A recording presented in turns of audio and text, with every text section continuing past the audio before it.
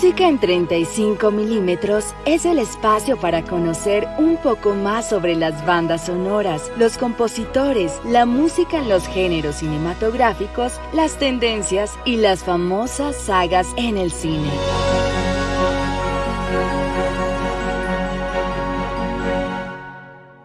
Hola, ¿qué tal? Bienvenidos una vez más a Música en 35 milímetros. Saludamos a Hugo Moya en Santiago de Chile y a Pedro Mendoza en Lima, Perú. Muchachos, buenas noches, bienvenidos a Música en 35 milímetros. Muy buenas noches, Jorge. Hola, Pedro. Bueno, ajá. Y un saludo a todos nuestros amigos también. Aquí estamos muy contentos porque hoy día el programa va a estar buenísimo. Pedro, Buenas noches, Jorge. Buenas noches, Hugo. Sí, como dijo Hugo, programa buenísimo y un placer haber hecho la selección. La a ustedes muchas música. gracias, de verdad, hicieron un estupendo trabajo y digámosle lógicamente a nuestra audiencia que hoy arrancamos el análisis musical de la saga de Star Trek, una franquicia que comenzó hace mucho, pero mucho rato. Estamos hablando desde el año de 1966, cuando Gene Roddenberry creó esa y debutó en ese año una serie de televisión llamada Star Trek que se emitió durante 3 temporadas por la ABC y que sigue esas aventuras del capitán James T. Kirk y su tripulación encabezada por el señor Spock, del cual tantos gustos nos dio Ujú. y que se convirtieron en esos personajes de culto. No solamente la serie, también hubo varias series, 2 series animadas, 6 series de televisión derivadas, una franquicia de películas, adaptaciones, libros, en fin, que hacen de Star Trek una de esas series inolvidables en el mundo del cine y la televisión. Yo te diría que esta no es solo una saga, esto es casi una religión, casi que equiparable, incluso yo no estoy tan seguro si más incluso que la religión Star Wars, porque, porque esta serie, que fue muy efímera en los 60, duró 3 temporadas y la sacaron por falta de audiencia, pero que después en los 70 alguna estación de televisión la repuso y empezó a generar un interés que no generó en el momento En su momento, sí. que se estrenó originalmente, y que después generó una serie de monos animados también, que recuerdo yo haberla visto cuando era niño, y que prontamente, a mediados de los 70, empezó a plantearse la posibilidad de llevarla al cine, nuevamente. Proyectos que se fueron abortando uno tras otro porque no podían lograr un guión adecuado. Hubo muchos intentos, tenían listo el elenco, listo todo para hacerla, pero fallaban en el guión. Pero ocurre un hecho fortuito, milagroso. El año 77, 20th Century Fox le pega el palo al gato con una película que nadie esperaba que iba a ser un éxito, porque en realidad ni ellos mismos creían que iba a ser un éxito, que fue Star Wars de George Lucas, Una de las sagas más rentables en la historia del cine.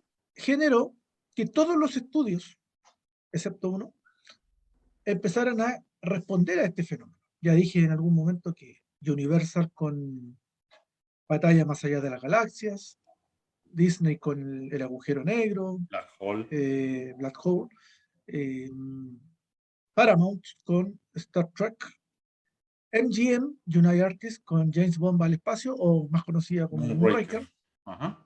y el único estudio que no le respondió a Star Wars fue Warner, porque ellos tenían guardado otra cosita para el año siguiente que se llamaba Superman. Entonces, eh, entonces no se molestaron en hacer el esfuerzo, no lo necesitaban en realidad. Entonces, este fenómeno es tan grande, es tan intenso, que cuesta a veces dimensionarlo desde este lado del mundo, pero incluso hay una cultura que se llama los trekkies, que se reúnen, bueno, hasta antes de la pandemia, tenían sus convenciones anuales, no una, sino que una por estado, una por país. Yo acá en Chile los vi alguna vez en convenciones disfrazados de personajes de Star Trek. Incluso yo estuve tentado de disfrazarme en una fiesta de disfraces con el uniforme de la tripulación. No me quedó bueno, por eso no me lo pude poner. Y me quedó chico, ¿eh? No, porque no crean que me quedó grande, me quedó chico. Y bueno, y increíblemente, a pesar de que en el mundo no es una saga tan comercialmente exitosa, en los Estados Unidos es un fenómeno casi tan grande como el de Star Wars. Eso. Así es. Queremos agradecer a San Luis TV por su retransmisión en directo, al igual que a Tele Boyacá, que nos vienen acompañando periódica y semanalmente en nuestro programa. Pedro, Bueno, también pues para hablar de una saga que es muy conocida por tantos episodios, sobre todo la serie y más también por las películas en los 80, ¿no? Que también fueron muy exitosas, sobre todo la número 2 y la número 4, y que de ahí se tuvo que esperar hasta que JJ Abraham hiciera el reboot, que también fue muy exitoso también, ¿no? Claro, tanto artístico como musicalmente también. Y estético también, Pedro, porque volvieron al concepto de los años 60, desde el punto de vista claro que sí. del diseño. Claro que sí. Entonces, 2 años después de 1977, es decir, en el 79, Paramount saca su película y estamos hablando de Star Trek The Motion Picture, que se conoció como Viaje a las Estrellas, la película, una cinta creada, pues lógicamente, como habíamos dicho, por Gene Roddenberry.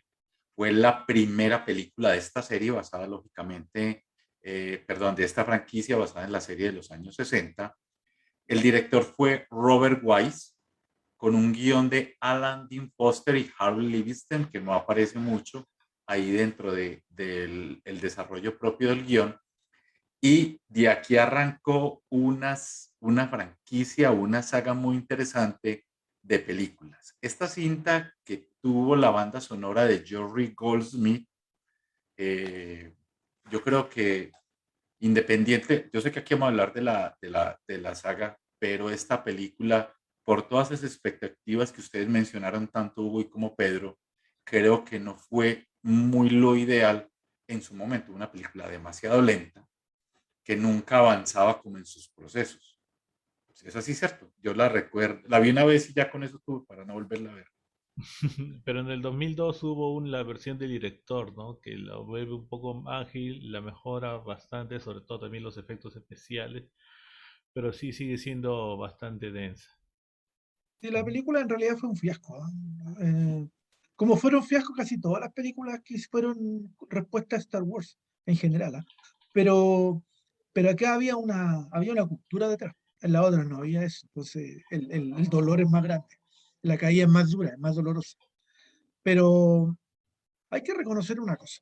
La película realmente, ni ellos, ni los mismos actores hoy día desconocen ese hecho y que fue una película conceptualmente que fue errónea, que la historia no era entretenida, no fue atractiva, no la supieron plantear. Pero quedémonos con lo mejor de esa película, que es la banda sonora de Jerry Goldsmith, y que para muchos es la mejor banda sonora que Goldsmith compuso en su vida. Eh, y lo interesante que tuvo esta música, como todo esto era en grande, Goldsmith era parte de esa grandilocuencia que quisieron darle a esta película. Por eso que yo creo que la decepción tiene más que ver con eso, Jorge, que fue tanta la expectativa que crearon, que la película fue un fiasco respecto de la expectativa. A lo mejor si hubiera sido una Claro, película normal, habría pasado sin mayores problemas. Entonces, en ese contexto de grandilocuencia, de gran superproducción, Goldsmith era como el indicado para la música. Y, y Robert Wise, esto yo lo vi en algún documental, le pidió que no hiciera ninguna referencia al tema. al tema de Alexander Courage de los años 60, aunque Goldsmith igual le hizo una trampa y en dos momentos de la película lo usó muy brevemente. Pero obviamente la música de esta película es predominantemente de Goldsmith.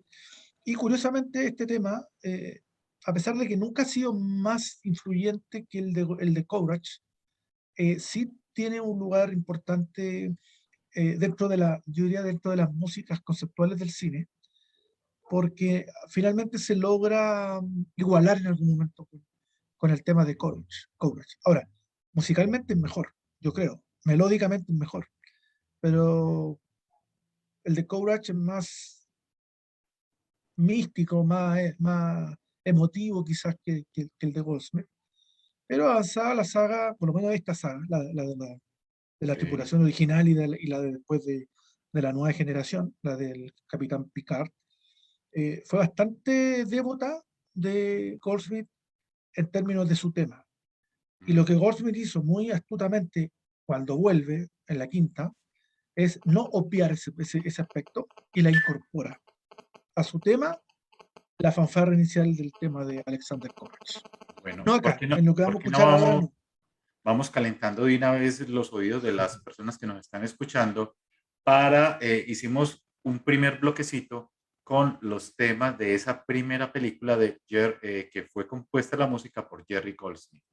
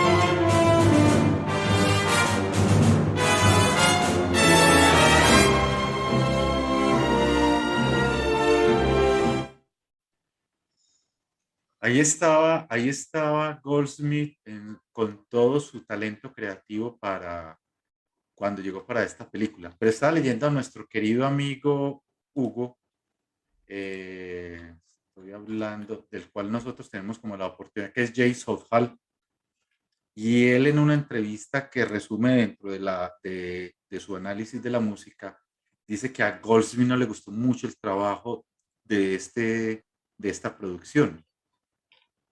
Goldsmith siempre dijo que él nunca entendió Star Trek. Era un Eso no chiste le porque entendió. que nunca lo entendió. Se murió sin entenderlo. Sin embargo, compuso 5 películas. Es un poco una ironía. Fíjate que una cosita con la música que escuchamos recién. Sí, esta banda le trajo algunos problemas a Goldsmith porque tuvo muchos desencuentros con el director Robert Wise. Hay un tema acá que se llama The Enterprise, que es el tercer tema que escuchamos ahora, Así es, de Enterprise. que es todo el proceso de despegue de la Enterprise desde su hangar, por ponerle equipararlo a algún concepto terrenal. Y Goldsmith había compuesto un tema y se había amanecido. Él cuenta en un relato que se amaneció trabajando en un tema y cuando lo presentó, Robert Wise le dijo: esto parece de vaqueros, no me gusta, cámbialo. Y después Wise se reúne con otro miembro del equipo y el miembro del equipo le dice, el otro miembro, que no me acuerdo quién era, le dice: en realidad parece de vaqueros. Sin embargo, Goldsmith en la quinta película se da el gustito y toma esa composición que le dijeron que era de vaqueros y la usó en Star Trek 5. Y yo, cuando lleguemos a esa película, incorporé un trocito de ese tema. Y lo otro que tiene esta película, que creo que debe haber sido la última película de los tiempos modernos que hizo esto, es que Sí, tiene una obertura, que es el tema de Ilia, que lo vamos a escuchar ahora en este bloque, y que la obertura es como la música, una música con fondo negro, que se escucha antes que empiece la película, que es un poco como la música que acompaña el ingreso de la gente a la sala, una cosa así, porque o sea, no tiene ningún uso dramático, que no sea amenizar la previa a los créditos iniciales. así es. Y quiero decir algo antes de darle la entrada a Pedro, y es que estaba leyendo aquí en ese artículo y dicen que voy a leer textualmente, por eso si ustedes me pueden ayudar con la respuesta, un magnífico LP con banda sonora de 40 minutos lanzado en el momento de la película. En 1999 hubo una edición en CD del 20º aniversario en Sony que agregó aproximadamente 25 minutos del material adicional. El propio Goldsmith vetó la publicación de la partitura completa para la frustración de muchas personas. También hacía por ese comentario, que me pareció muy particular, porque yo entendí lo que dice Hugo y lo leí, y es que a Goldsmith nunca entendió la serie, pero él creería yo que fue por el corto tiempo que tuvo para producir y crear la música lo que le generó mucha presión a Goldsmith para haber vetado ese trabajo, diría. Sí, pero hay otro aspecto. A Goldsmith no le gustaban las bandas sonoras extendidas, porque él decía que no toda la música que componía para una película era escuchable como Sí, disco. eso habíamos hablado de eso. Sí, y adicionalmente Goldsmith tenía otra costumbre, y es que él grababa después, separadamente, el álbum que se iba a publicar, lo grababa con una orquesta con la que él con la que él siempre trabajaba en Londres, que era la London Sinfonía, creo que es el nombre, ¿ya? Y con esa orquesta él grababa la versión álbum de la banda sonora, que a veces no conversaba por ninguna parte con lo que uno escuchaba en la película, pero eran los temas que él creía que Que tenían debían ser más sentido audibles o más... escuchable. Exacto. Sí, Pedro ya quiere decir no algo. hablo más porque Pedro tiene muchas cosas más que decir. Pedro es el que más Claro. sabe aquí el tema, hágale.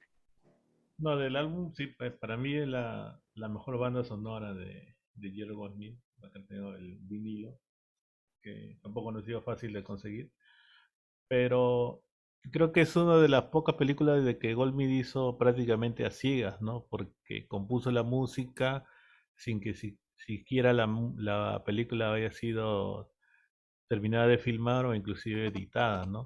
Y sobre todo una de las más experimentales de toda la carrera de Goldsmith, ¿no? Sobre todo el uso del Blaster Beam, que son unos cables y que él tocaba con pastillas de guitarra y que se escuchan mucho, sobre todo el tema de Villar, que es una música electrónica y que me hace pensar más bien en un regreso a la música electrónica que utilizaba Bernard Herrmann para una película del mismo Robert Wise, que fue El día que paralizaron la Tierra, y que durante los años 50 hubo también mucha música electrónica relacionada con la ciencia ficción también, en este caso para hacer al ser, a la máquina viviente Villar. Y así es. Y mira que, por decir, Goldsmith tuvo nominación a premio Oscar por mejor composición. Que no la haya ganado, como lo hablamos y hicimos el análisis en programas anteriores con Hugo, del trabajo de Goldsmith. No ganó su banda sonora en su momento, pero uno escuchándola, uno siente como la sensación de que es tal vez una de sus mejores composiciones. El año anterior Williams no ganó por Superman y ganó Expreso Medianoche. No recuerdo quién ganó ese año de Goldsmith. Vamos a buscarla. George Delerue ganó por un pequeño romance. Romance. Sí. Que Bueno, no, No sé. Bueno, la Academia de Música es turquía que hacemos. 2 años antes había ganado por La Profecía, así que no podían ganar tan seguidos, ¿no? Bueno, pero Alan Menken ganaba todos los años con Disney en los 90 esa es la y, respuesta. y nadie dijo nunca nada. Y Barry ganaba también cada cierto año y Williams también. Y Williams. Entonces no. Claro, yo pienso que la banda sonora de Star Trek, la película, era un Oscar más merecido que incluso que la música de La Profecía. Yo también estoy de acuerdo, sí. Totalmente de Bueno, acuerdo. vamos con el segundo bloque, muchachos, de música. Estos son tres temas. Ya Hugo había anunciado entonces el tema de Ilias, que es el primero que vamos a escuchar a continuación. Seguimos con The Cloud y el tercero, The Force File, para que los escuchemos aquí en música en 35 milímetros.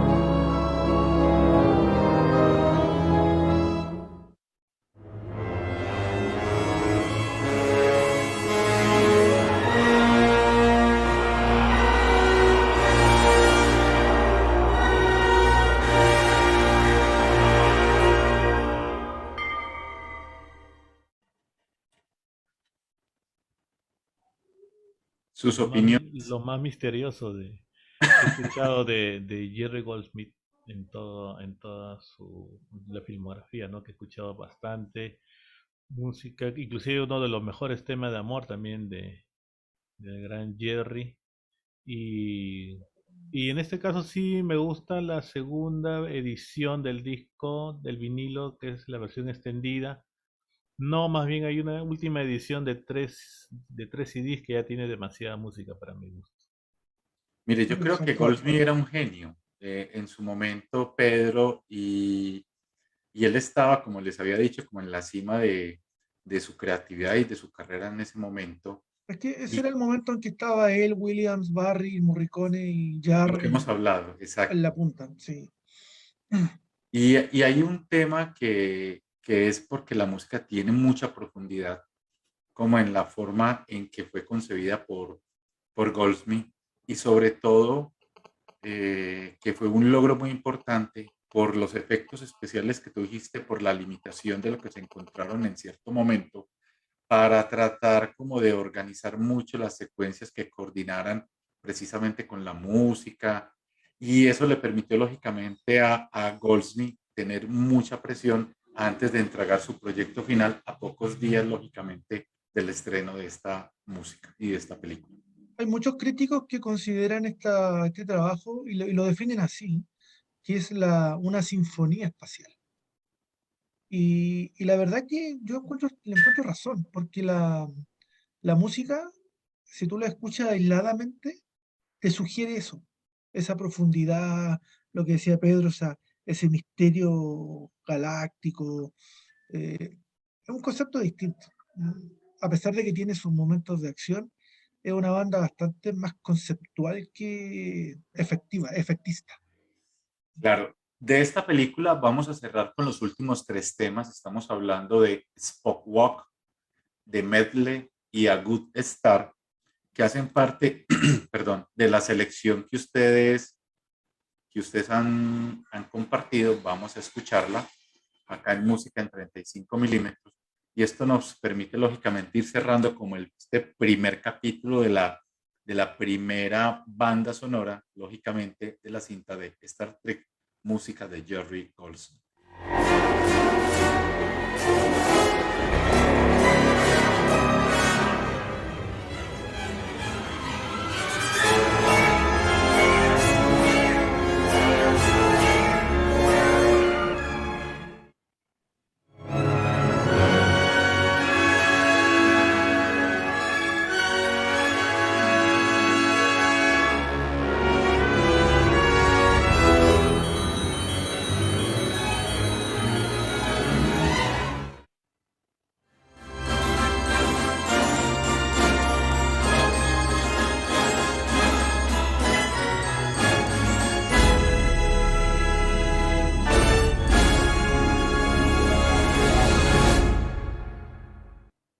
Porque sonó bien como término de bloque ese tema. Al Así estilo como de esos cine clásicos. una conclusión perfecta. Oye, esa actriz, Persis Kimbata, ¿Quién? salió en esa actriz calva. Ay, a mí me encantaba esa mujer. Nunca Claro, y más es se supo de ella, Miss India. pero hizo nunca más nada en cine. ¿Eh? Fue en esa película. Y el otro actor que estaba con ella, que hacía Ricker, Un actor de televisión tampoco, muy fuerte. nunca más se supo de él. Y el penúltimo tema que escuchamos de Melt, yo diría que es como uno de los temas más emblemáticos de esa banda sonora. Justamente mostraste tú la escena en que están ellos juntos, porque The Melt significa la fusión. Eso Entonces se hay un le debe a momento, nuestro querido Pedro, que ellos, nos entregó la Y ellos selección de también las los imágenes. efectos especiales, ¿no? Que son de Douglas Trumbull. Y como no acababan con los efectos especiales, le hicieron un cheque en blanco a John Dykstra, que recién había ganado el Oscar por Star Wars. Y por eso la película se ve unos efectos bastante espectaculares, sobre todo cuando entran dentro de Villar. Se ven unas ciudades, unas formas muy que hace recordar también la escena de la puerta dimensional de 2001, ¿no? Ujú. Gracias por Douglas Trumbull también, que también estuvo también en esa película, ¿no? Bueno, hoy día, pasamos hoy de... día, hoy día, hoy día estuve escuchando, hablando de 2001, la banda Sí, de 2010 de David Shearer. No la había escuchado nunca. fue una primicia. No me gustó mucho, la verdad.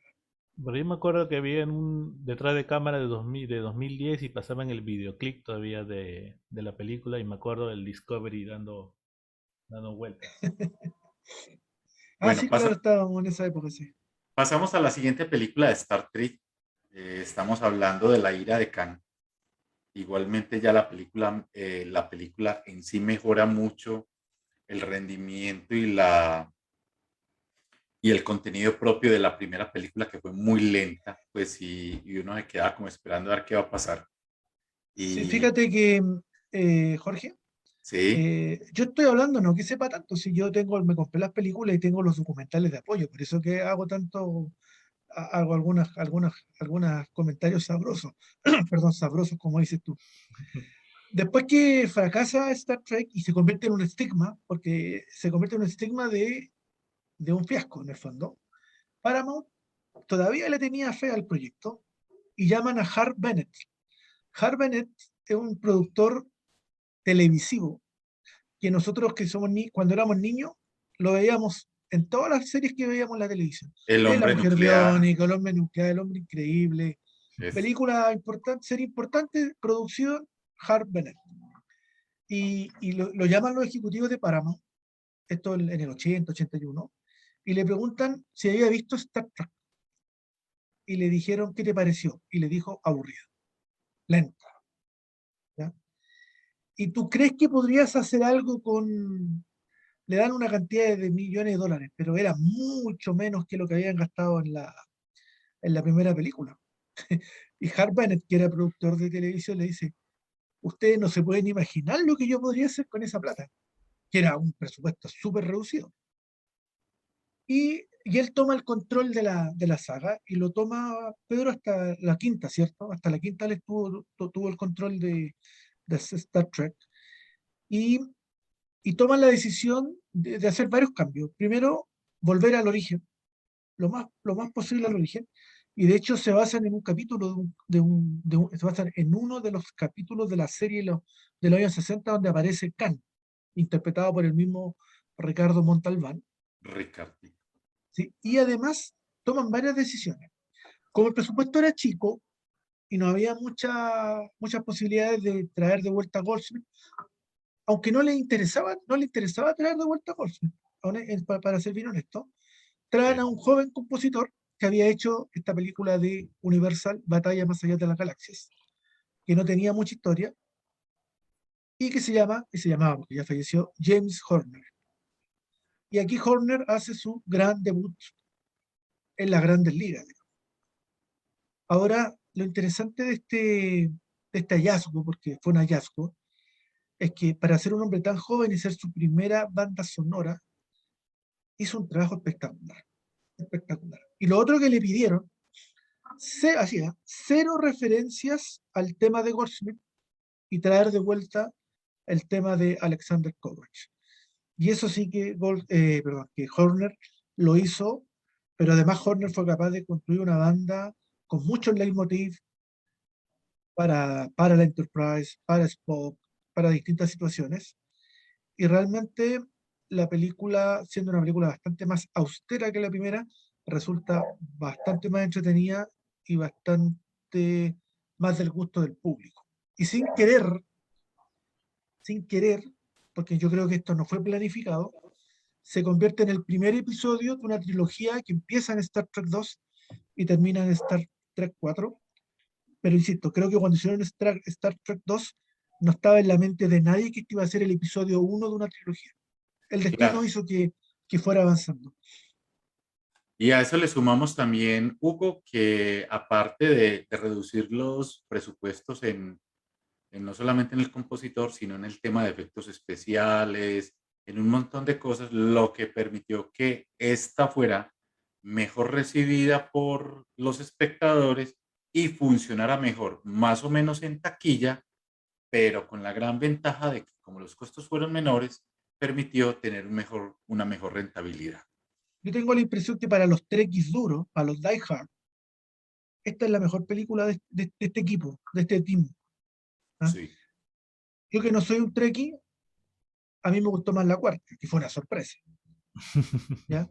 Pero la encontré muy entretenida, muy, Entonces muy, muy, vamos. muy disfrutable. Pero esta es como la más pura en términos de regreso a los orígenes. Claro que sí. Entonces, seleccionamos el primer bloquecito para darle ya paso a Pedro. O sea, Pedro, cuando termine de escuchar el bloque musical, arrancas tú. Vamos con el tema principal, con un tema llamado seleccionado que se llama Cure in the Space Suitor y Enterprise Cleese Mooring. Fueron los temas seleccionados para toda nuestra audiencia aquí en Música en 35 milímetros. No, no,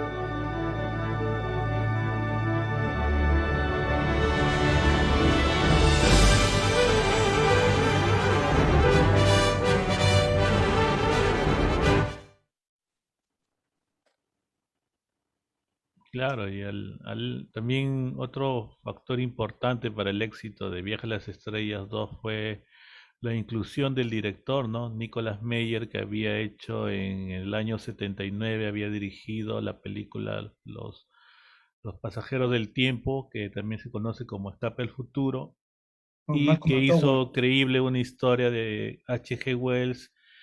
Viajaba en el tiempo para poder encontrar a Jack el Destripador, ¿no? Entonces debido a eso fue reclutado para Viaje a las Estrellas 2, y que en un principio estaba en la propuesta Jerry Goldsmith y Miklos Rosa también, claro que también había hecho la música de Time After Time, pero que al final por el presupuesto escogieron a Jane Horner, que era un debutante, ¿no? En el cine, y que en la música también se escucha en el tema de campo. Primera vez escuchamos el parafraseo de para, el tema del villano, y que se repetiría en En Willow, todo, en en todo, Alien, en Sí. Troya y en, casi, en todas, porque yo he y estado en escuchando Horner Avatar, estos días, en todas, en todas. claro. Eh, pero aquí está como escondido el barabá. El barabará está como, no es tan evidente, está como, porque yo paré la oreja y no lo encontré, pero no, en otras bandas posteriores de otros tipos, está siempre. Bueno, pues en algunos medios le dicen James Barabará Horner. Claro. Creo que solamente sería en Krull y en Viajes a las Estrellas 2, son las únicas dos películas que no utiliza ese tema completo, no más desarrollado.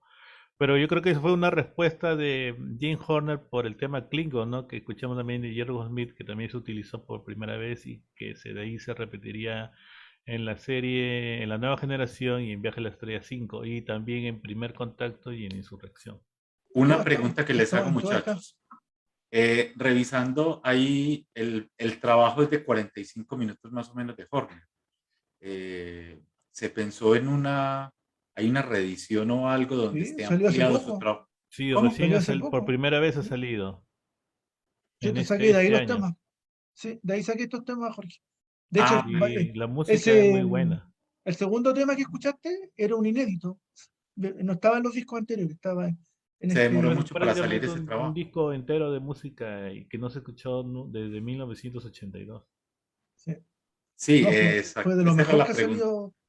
Sí. Bueno, Y en aprovecha. Sí, Un Jim Horner puro, sin repetición. Bueno, es la primera vez que hacía esos temas y con bastante leitmotiv también fueron muy recordados. Ah, y la incorporación de Christy Alley, ¿no? También, que Sí. también pero lamentablemente no repitió su papel en la tercera parte, Savic. la teniente, ¿sabes? bueno, vamos con otros tres temas. Estamos hablando, el primero que vamos a escuchar se llama Spock, el segundo Curtis Command y el tercero Surprise Take, aquí en música en 35 milímetros.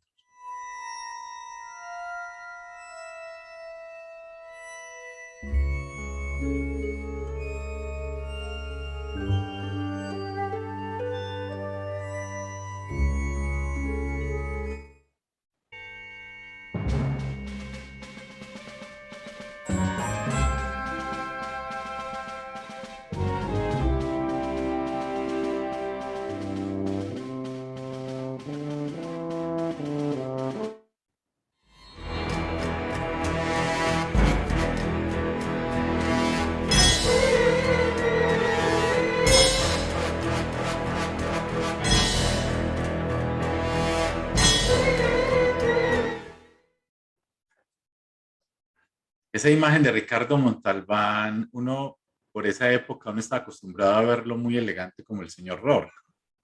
Ahora verlo La isla de fantasía. como un villano del espacio. ¿No? Y de pecho abierto ya, y bastante avanzadito en edad. Oye, yo quería reiterar qué buen trabajo de Horner en esta película. Siendo su primer gran trabajo, debe ser de lo mejor que hizo. Y esta reedición realmente suena muy, muy bien. Yo pienso lo mismo. Es un sonido muy claro, es distinto, tiene otros toques diferentes al de Goldsmith, pero le da la atmósfera y la temperatura necesaria para seguir en ese tope arriba de composiciones para la saga. Claro, en los documentales también se ve que Nicolas Meyer le hacía escuchar mucho a Claude Debussy, porque más bien él hacía referencia a Star Trek como si fuese la Marina, ¿no? La Marina norteamericana. Inclusive cambiaron los uniformes y todo tendría que ser náutico. Inclusive la batalla entre el Enterprise y el Reliant es casi como dos barcos y cañoneándose, ¿no? Entre ellos. Sí, Tremendo. bueno, vamos a cerrar de esta película con los cuatro últimos temas seleccionados. Estamos hablando de The Battle in the Mutara Nebula, Genesis Countdown, Spot and Kir, o sea, Spock y Kir, y Amazing Grace, que son los temas que ustedes nos han entregado. Escuchémoslos acá.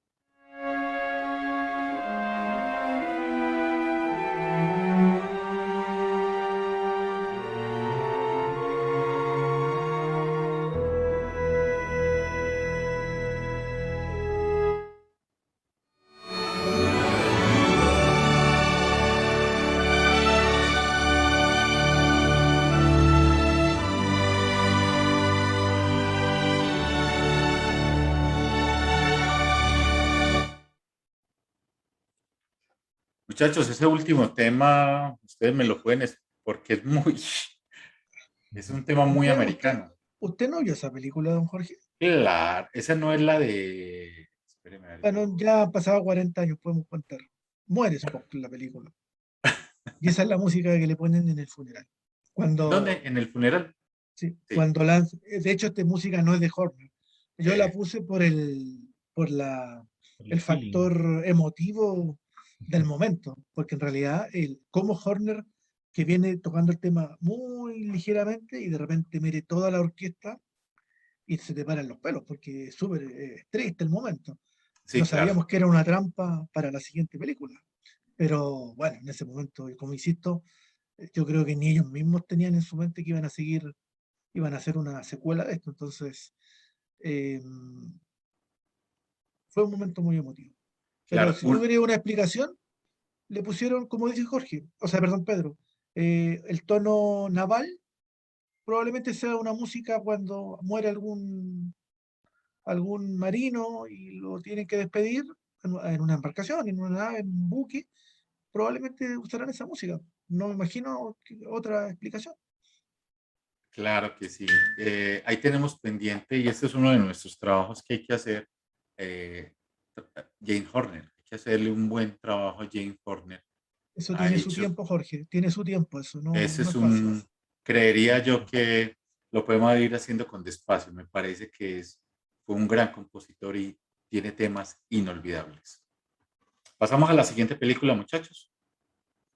Esto Claro, y va, también. Ujú. vamos con En busca de Spock. Esta película fue estrenada en 1984, la tercera de la saga de Star Trek, y es una continuación pues, de la que vimos anteriormente, como nos dice Hugo, que da como esos inicios, lógicamente, para seguir más adelante. La música nuevamente fue de James Horner, y la película tuvo un éxito importante, sale a la venta la primera versión en Blu-ray en el año 2009 y permitió lógicamente que la película fuera catalogada positivamente muy bien. Esta fue la primera de las películas, de dos de ellas, que fueron dirigidas por Leonard Nimoy, y él exigió que para volver a retornar el papel quería dirigir esta película. Y de hecho quería a Leonard Rosenman para la música y el estudio le dijo, no, No, no, Horner de nuevo. porque lo había hecho demasiado bien. Pero convengamos que en esta película la calidad de la música baja, porque la película también es baja, también es una película un poquito lenta, y porque como que Horner se quedó en su gran momento inspirador de la segunda, en la tercera hizo un refrito, hizo piloto automático, habrá creado un par de temas nuevos, y el resto es repetir la misma música de la segunda. No sé, Jorge, no, que Pedro, si estáis de acuerdo con lo que estoy Claro, diciendo. inclusive se escucha si en la segunda era inspiración Claude Debussy, aquí más bien fue el ballet de Romeo y Julieta, más bien es el que está más notoria la música en varios puntos de la misma película, ¿no? Sobre todo Stirling de Enterprise y el final también, que casi son idénticas, ¿no? La música, como algo que había hecho también Jane Horner en el tema principal de Willow, Ujú. muy deudora. Bueno, entonces vamos con el primer bloquecito de James Horner para la tercera película de Star Trek. Vamos a escuchar los primeros 4 temas seleccionados por ustedes, chicos, que se llaman Stealing the Enterprise, que es el primero, Klingons, el segundo, The Mind Meld y Birds of Prey. No es la misma película de Aves de Presa, pero este es otro tema importante. Escuchémoslos acá en Música en 35 milímetros.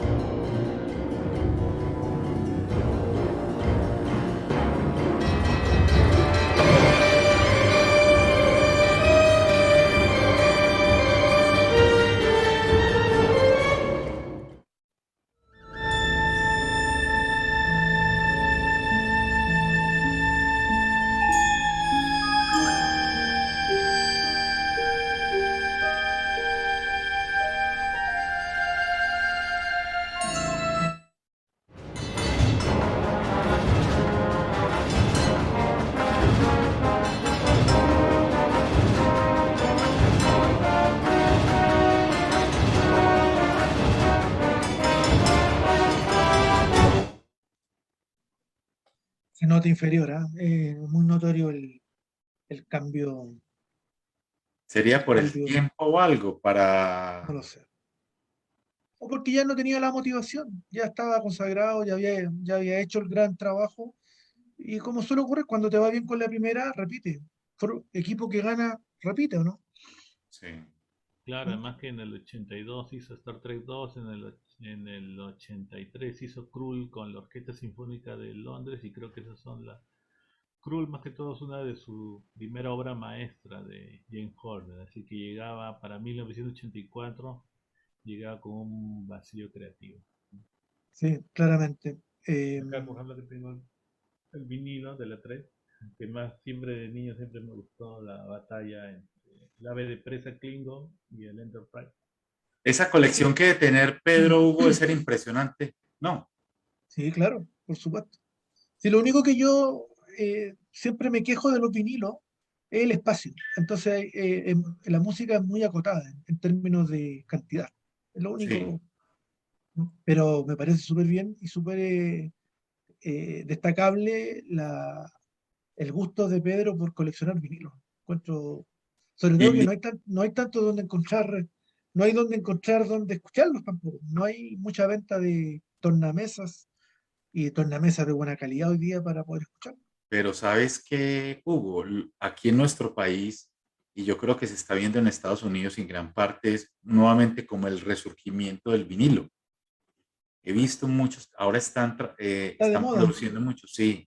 Sí, es una resurrección del vinilo, de los tornamesas. Acá también, en esta época todavía de pandemia, hay varias páginas de Face, grupos de Face que sí preparan, cuando hace sus unboxing, la gente le ve y compra ahí online, mismo, en vivo, compra los vinilos de los Beatles. Hay de bandas sonoras no tanto, pero yo prefiero el sonido del disco original, que es un sonido menos digital y más análogo, ¿no? Lo bueno que tiene el vinilo en términos comerciales es que no se pueden copiar. No los puedes digitalizar. O sea, la versión vinilo acetato no es copiable.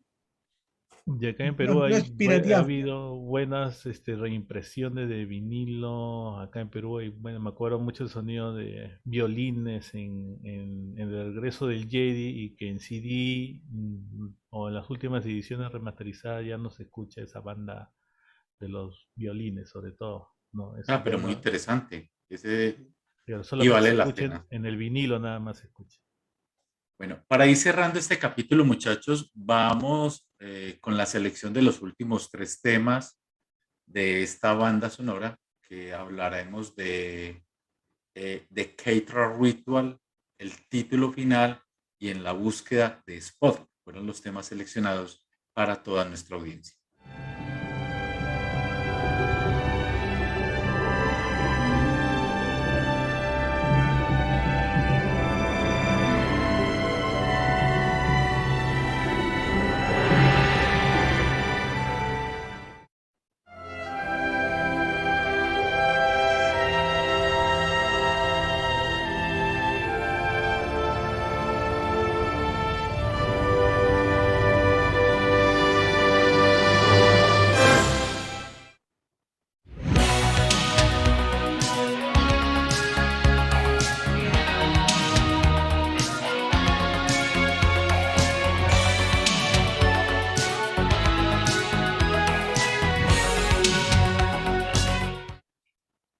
Termina. Aclaremos un punto, Jorge. Ese último tema está en el disco, efectivamente, pero no es usado en la película. Es como una versión pop del tema que Horner compuso para. Que es el Claro. principal motivo de la película, en el fondo, ¿no?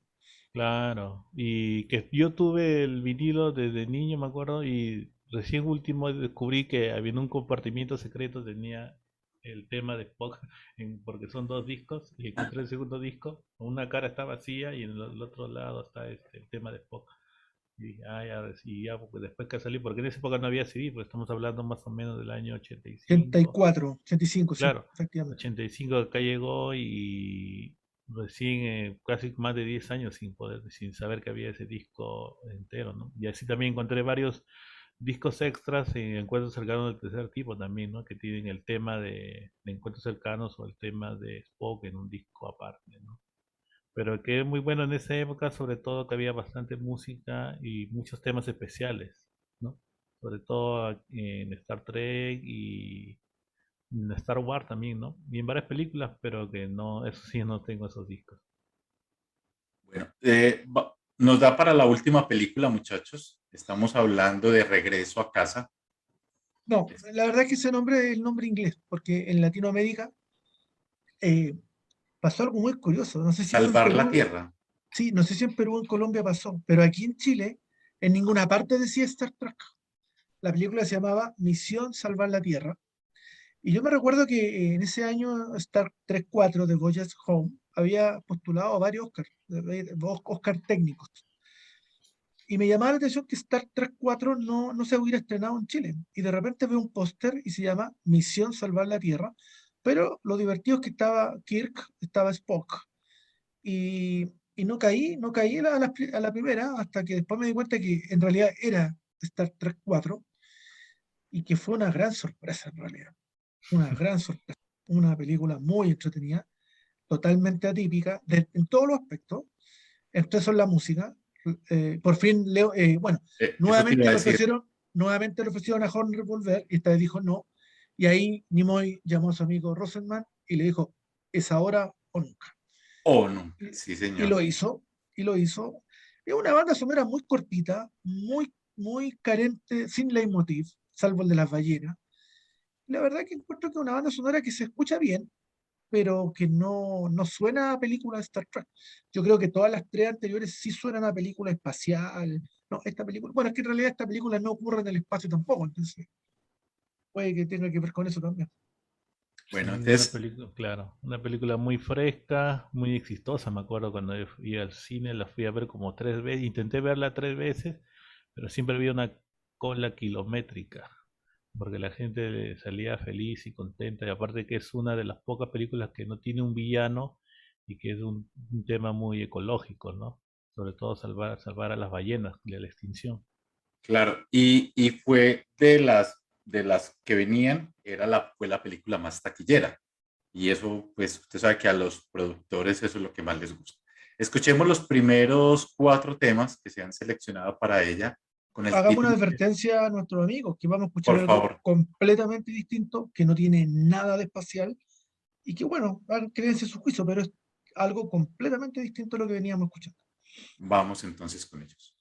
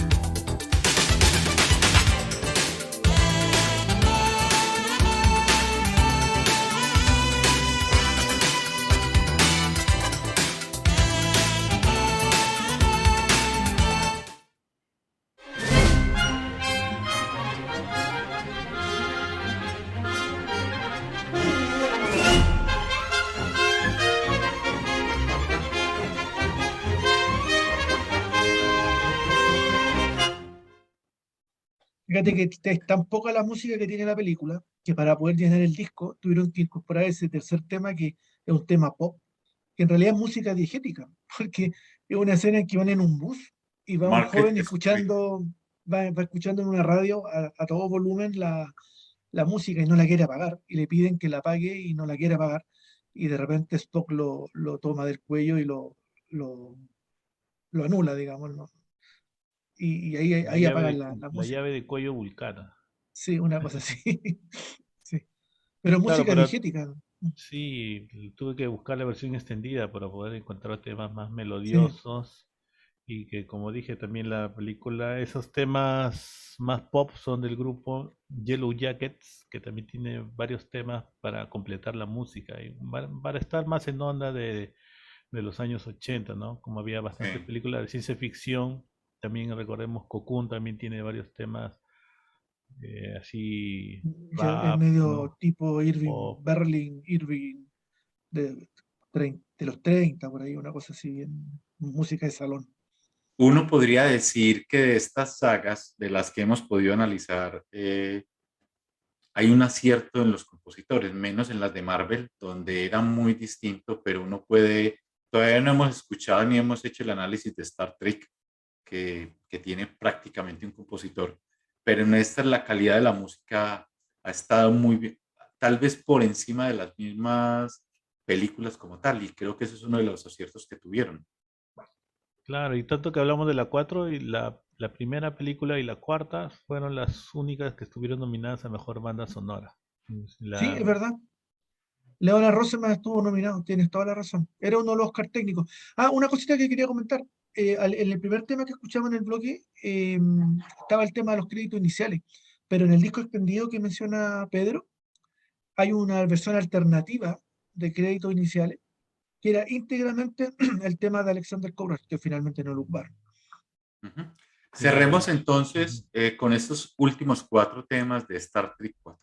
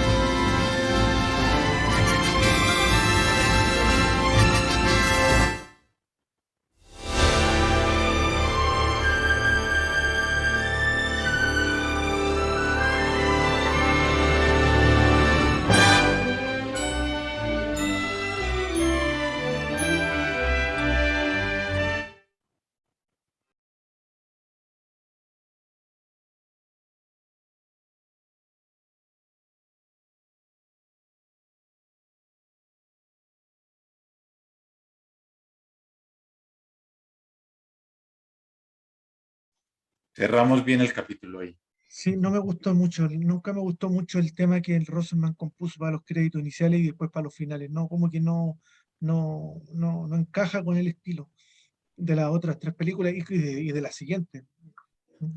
Sí, es muy deudora del Señor de los Anillos de Ralph Bakshi también. Muy Puede ser, ¿ah? parecida Sí, puede ser. también. Y que utiliza también el tema para el tema de Chekhov, porque era ruso, me hace acordar mucho el tema de los rusos en Meteoro. La Ujú. marcha de los rusos que hay es bastante dudora. De La repente tengo, la como, tengo ahí en espera, Meteoro, para escucharla en estos días. no, sí es una buena banda sonora Meteoro. Sí. Bastante Pero ahí la alegre. música es de Lawrence Rosenthal. Bueno, muchachos, yo creo que hemos llegado como al final de este programa. ¿Cuántas vimos? Cuatro. Eh, ¿Cuatro? escuchamos Sí, 4 bandas cuatro. sonoras, sí. Y son 13. Son 13. Ya, por si acaso. Yo Te creo que nos va comento. a ir bien. Y es un placer. Esta serie, yo creo que nos va a dar muchas cositas como para hablar también en la siguiente sección, en el siguiente programa. Arrancaremos con las 5 y nos iremos viniendo de esa manera. Y después haremos otros especiales que ya hemos venido como programando. Pedro y Hugo, ¿tienen algo más que decir antes de cerrar nuestro programa? Hay que esperar pues a las nuevas películas de Star Trek, ¿no? Están ¿Van a Sí, diciendo que ver? puede ser Tarantino o el regreso de J. Abraham. No sabemos qué puede haber para el futuro. Pero hay anunciado algo, ¿no? está ahí, pero no sabemos mucho sobre el tema. O el Sí, regreso pero incluso del cast de la trilogía, ¿no? Para una cuarta parte también. hay uno que no va a volver, sí. El que hacía Chekhov. Ah, sí, No. ese sí ya. Bueno, muchachos, les agradezco mucho el haberme acompañado nuevamente. Este es un espacio que realmente disfrutamos. Es un programa que nos encanta porque nos gusta la música del cine y lo que estamos haciendo es un tema de pedagogía también para las personas que disfrutan y que deben aprender a conocer un poquito de esa magia del cine. Hugo y Pedro, feliz noche. Que estén muy bien. Muchas gracias. Que esté muy bien, ¿ah? Buenas noches a todos. Claro, gracias Jorge, gracias Hugo, un abrazo a los dos. Ahí está. Feliz noche. Regresaremos en la próxima semana.